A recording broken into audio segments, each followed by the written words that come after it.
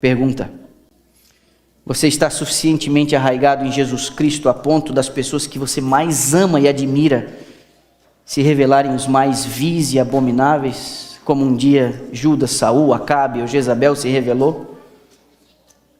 Eu tenho a sensação, por esses exemplos, que as pressões internas serão piores do que as pressões externas antes da volta de Jesus. As pressões externas tendem a nos unir. Se nós estivéssemos sofrendo apenas as pressões externas de uma perseguição, a igreja se fortaleceria. Isso aconteceu no passado, é só você olhar no passado. Quando os cristãos eram perseguidos, mortos e martirizados, o sangue do mártir parecia como semente, as pessoas abraçavam ainda mais a fé. Esse não vai ser, e Satanás ele vai se ajustando. Haverá pressões externas sim, mas as mais terríveis, cortantes, decepcionantes serão as pressões internas. São pessoas do nosso convívio. João capítulo 16, Jesus diz: vem ainda um dia em que vão querer matar vocês, achando que estão prestando culto a Deus. É a profecia, é o que diz. Mais dolorido golpe vem de dentro e não de fora. Se o seu pastor fosse levado diante de um tribunal para defender a verdade do sábado ou qualquer coisa do tipo, se esse julgamento fosse transmitido pela internet, você visse o seu pastor sendo questionado, respondendo e sendo condenado à morte, isso fortaleceria sua fé. Mas o problema não é o seu pastor ser fiel e morrer por isso. O problema é o seu pastor ser infiel, causando decepção ao seu coração. Se você tem outra coisa que não o firme fundamento de Jesus Cristo, você vai ter a sua fé abalada. Os soldados romanos executaram Jesus como se fosse mais um criminoso. Eles vão responder por isso. Mas eu tenho para mim que o que mais machucou o coração de Jesus não foi a morte infligida pelos soldados romanos, mas foi o fato de ele ter sido rejeitado por seu povo, pela sua cidade. Você vai precisar aguentar essa prova sozinho. E não tem como você se apoiar em mais ninguém. Talvez você tenha vindo para a igreja adventista porque alguém reproduziu o amor de Jesus para você de forma tão irresistível que você se rendeu ao convite divino. Mas uma vez que você já tenha entendido o plano de Deus para a sua vida, agora você não pode mais depender de ninguém. Você precisa de uma fé que vá além do companheirismo que você encontra na igreja, porque na hora H você vai responder sozinho pela sua fé. Meus irmãos,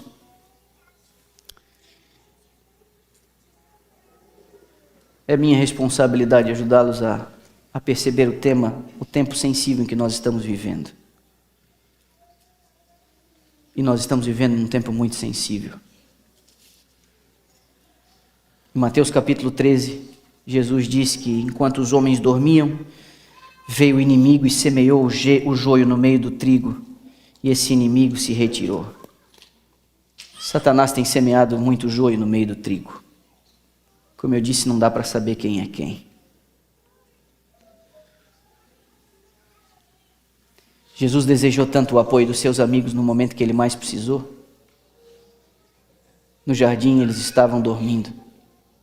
Ele que teve que tomar aquele cálice da aflição sozinho. E quando vamos ao Apocalipse, o remanescente é descrito como tendo a fé de Jesus. Nós vamos precisar de uma fé semelhante à de Cristo. Você lembra que quando o noivo chegou e as moças estavam dormindo, 5 delas perceberam que não tinham azeite suficiente. E a parábola diz que você não pode dividir o azeite com ninguém. Seu marido pode estar sendo um apoio para você nos últimos anos na sua jornada cristã, mas ele não vai poder transferir o azeite dele para você. A sua mulher pode estar levando você nas costas espiritualmente há anos, mas a sua mulher não vai poder transferir o azeite dela para você. Seus pais podem orar ao pé da sua cama de madrugada, seus pais podem estar aí numa luta de intercessão, mas seus pais não poderão dar o azeite deles para vocês. Na hora H, Cada um terá que ter a sua própria lâmpada, cada um terá que ter o seu próprio azeite. Eu e você precisamos estar preparados para esse dia. Ser um adventista não vai te dar nenhuma vantagem em relação à salvação. Israel se perdeu guardando o sábado e tendo uma dieta impecável.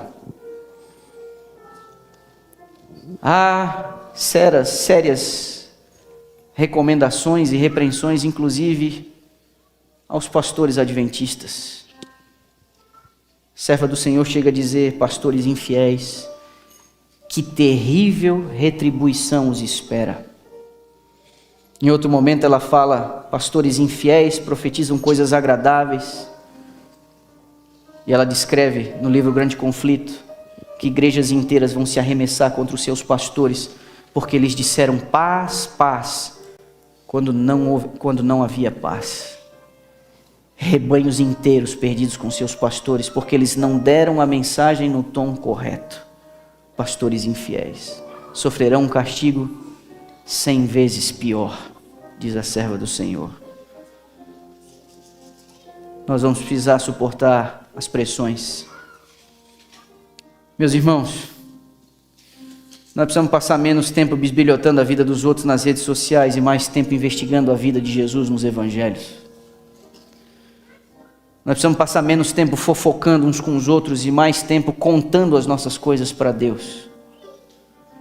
Nós precisamos passar menos tempo com os nossos projetos pessoais em busca de dinheiro, realização profissional, sonhos. Mais tempo armazenando um tesouro onde a traça não come e a ferrugem não corrói. Buscai o Senhor enquanto se pode achar, diz o profeta Isaías. Invocai enquanto está perto. A Bíblia diz: deixe o perverso o seu caminho, o iníquo os seus pensamentos, e se converta ao Senhor, que se compadecerá dele, e volte-se para o nosso Deus, porque Ele é rico em perdoar. Essas palavras foram ditas por Isaías muito tempo atrás, mas essas palavras são para mim e para você. Busque o Senhor enquanto se pode achar. O problema: um dia Jesus foi à igreja lá na sinagoga em Nazaré. Pediram para ele. Ele abriu justamente os livros do profeta Isaías e ele leu um trecho, uma passagem. E a passagem diz que o Messias, era uma passagem messiânica, dizendo que quando o Messias viesse, ele libertaria os cativos, daria vista aos cegos. Jesus lê a passagem, fecha os rolos e se senta. As pessoas olham para ele esperando algum comentário, e com os olhos todos fixos nele, ele diz: essa profecia se cumpriu hoje aqui. Sabe o que aconteceu? Arrastaram ele pelo cangote para fora da sinagoga e tentaram apedrejá-lo. Em Nazaré, onde ele havia crescido, onde ele havia trabalhado na carpintaria com o pai. Sabe por quê? Porque aquela audiência não admitia reconhecer o seu estado espiritual. É o mesmo problema de Laodiceia. Rico sou, abastado e de nada tenho falta. Você tem duas alternativas hoje de manhã: sair daqui com o nariz virado, querendo me apedrejar, ou você se prostrar diante de Deus e reconhecer que você precisa de colírio, que você precisa de uma nova roupa, que você precisa do ouro, que você precisa dele. O remanescente pode inflar o peito achando que é algo melhor, mas quando na realidade a característica marcante do remanescente, sim, ele é marcado pela verdade, ele guarda os mandamentos de Deus, ele tem o testemunho de Jesus, mas a repreensão que o remanescente recebe é a grande ironia. A grande ironia é que Laodiceia deixou Jesus do lado de fora. Laodiceia tenta viver um cristianismo sem Cristo, por isso Cristo se acha batendo. Eis que estou à porta e bato, se alguém ouvir a minha voz, abrir a porta, vou entrar, vou cear com ele e ele comigo. O grande problema do meu e do seu adventismo, o grande problema da minha e da sua vida espiritual, como remanescente, como Laodiceia, é que nós estamos tentando viver um cristianismo sem Cristo. Eu e você estamos deixando Jesus do lado de fora. Isso virou um clubão de final de semana. A gente compreende o conjunto de verdades, a gente compreende o conjunto de doutrinas, mas a nossa vida, a nossa rotina, o nosso vocabulário, o nosso vestuário, a maneira como a gente administra a vida, a maneira como a gente administra o nosso tempo, as nossas prioridades, a nossa ganância por dinheiro, a nossa fixação por ser alguém importante, a nossa loucura pela viagem dos sonhos, pelo carro dos sonhos, pela casa dos sonhos, está fazendo com que a gente viva um cristianismo de final de semana, um cristianismo meia boca, um cristianismozinho de nada. Essa sacudidura que vai sacudir como a gente não imagina. Como que nós vamos aguentar esse tranco no final, se hoje em condições mais favoráveis a gente fica vivendo essa vidinha desse jeito? Como? E como eu posso, como pastor da igreja, ignorar o fato de que nós saímos dessa pandemia não melhor do que nós entramos nela? Não vejo reação espiritual. Não vejo. Vejo famílias ainda tendo sérios problemas na condução de sua casa. Vejo maridos ainda com sérios problemas na condução da educação dos seus filhos. Eu vejo ainda mulheres apelando, me ligando durante a semana, dizendo: meu marido não é um líder espiritual que deveria ser. Como que eu vou administrar isso? Como que eu vou lidar com isso? Como que eu vou admitir o fato de que os meus filhos vão crescer, eu vou me aposentar e nós vamos ficar aqui ainda, porque a gente não fez o que a gente tinha que fazer? Como que eu vou admitir o fato de que ou eu olho os meus membros, as redes sociais deles, ou eu não olho para eu não sofrer, ou eu olho e eu digo: meu Deus, essas são as pessoas que têm ouvido os sermões do final de semana?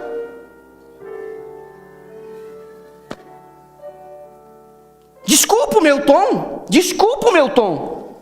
Eu queria hoje que fosse um outro sermão, eu queria que hoje fosse um dia festivo. Eu nem queria estar pregando aqui hoje.